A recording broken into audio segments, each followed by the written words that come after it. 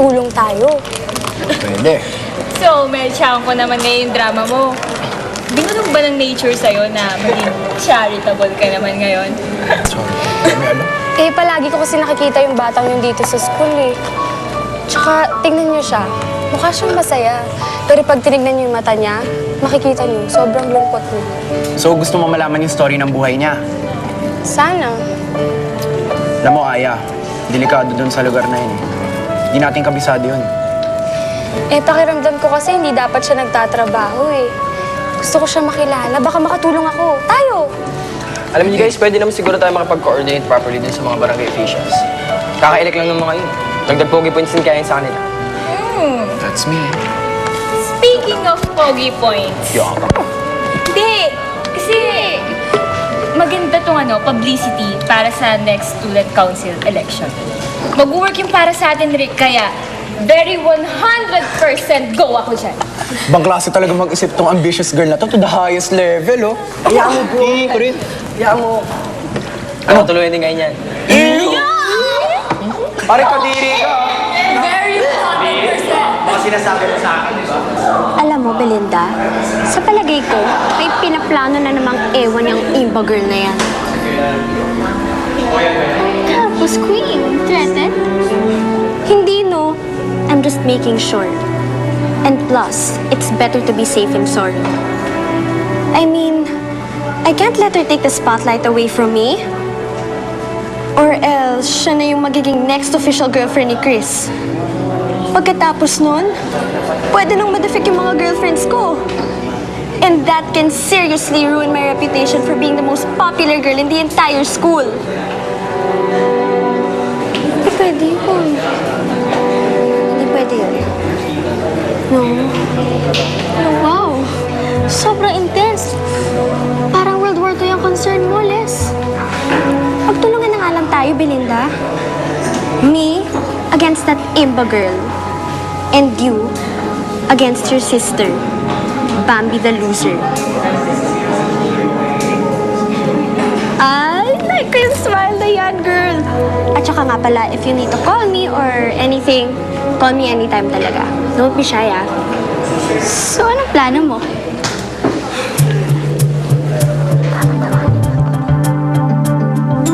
Bambi. Sige, una ka na, OJ. Sige. Bambi, sorry na. Narealize ko kanina dapat hindi ko pinakaroon yung tao nag-offer sa akin ng genuine friendship. Kahit na puro sakit ng ulo binibigay ko sa kanya. Uy, huwag mo na ako deadmahin. Ginawa ko na yan. Maging original ka naman. Ano ka ba? Pinayak mo kaya ako. Hindi tuloy ako nakatulog kagabi. Baga patuloy yung mata ko sa kakaiyak. Tapos gusto mo patawarin kita ora mismo?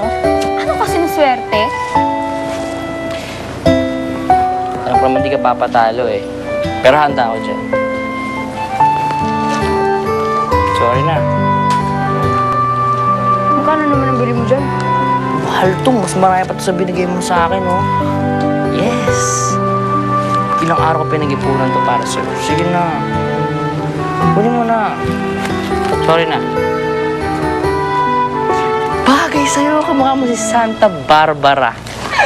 Okay na tayo? Okay na tayo. Okay na tayo.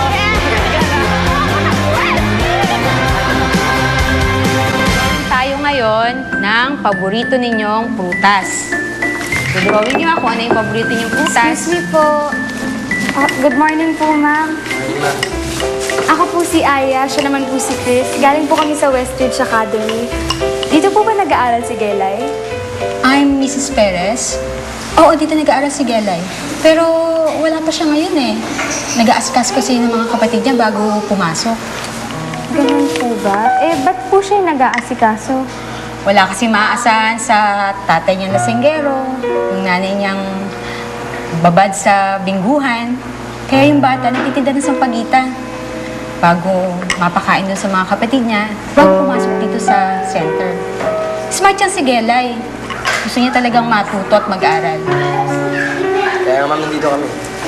Yung surpresa po kami sa mga bata. Part po to ng project namin. Sorry po, teacher. Nalita ko. Ate ganda! Ba't po kayo nandito? Kelay, matutuwa ka. Kasi may surpresa sila sa'yo. Ha? Talaga po? Alright, alright, alright.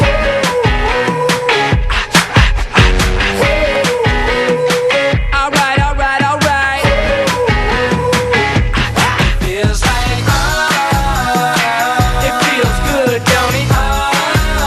Don't it? Yeah, yeah, yeah, yeah, yeah. You'll be alright. La Aya tsaka ni Chris, no? Wala. Alam mo, malapit na yung dalawang yun. Ha? Malapit na maging sila. Ikaw ba? Kailan mo ako sagutin? Ano? Hindi. Di ba tinatanong ko anong gusto mo sa lalaki? Gusto mo ba ng ano? Sikat, katulad ni Chris, Jack, di ba? Galing mag-basketball. Gusto mo ganun? Ay, hindi. Gusto ko simple lang. Ayoko nang trying hard to mode na. White t-shirt tsaka faded jeans, okay na sa akin yun. Basta dapat, maganda yung boses. Oh, magandang boses. Parang, parang ano ba? Excuse me. Did you miss me? Because I missed you. Mga ganon. Hindi! Eh, ano? Ibig ko sabihin yung magaling kumanta. Parang yung crush ko sa Cagayan. May crush ka? Oo naman. Ano palagay mo sa akin, bato? Siyempre yung crush ko yun. Wow! Simple lang po titingnan mo, pero pag binigyan mo ng mic, grabe. Mai-inlove ka talaga. Sobrang ganda ng boses niya. Yung tipong parang gusto mong talunin yung stage para mayakap siya. Namiss ko tuloy siya bigla. Yun lang? Napakababa mo naman. Napakaraming magaling kumanta sa Pilipinas. Ba't di ka maghanap ng unique? Unique ka dyan. Eh, gusto ko nga yung magaling kumante. I wanna be a billionaire. Tama na. Napakadali naman ginagawa mo, kayang-kaya ko rin yun. Talaga? Sample nga?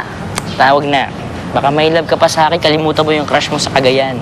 Talaga lang, Yes. ang kapal na mukha. I wanna be a billionaire, so freaking bad. Buy all of the things I never had.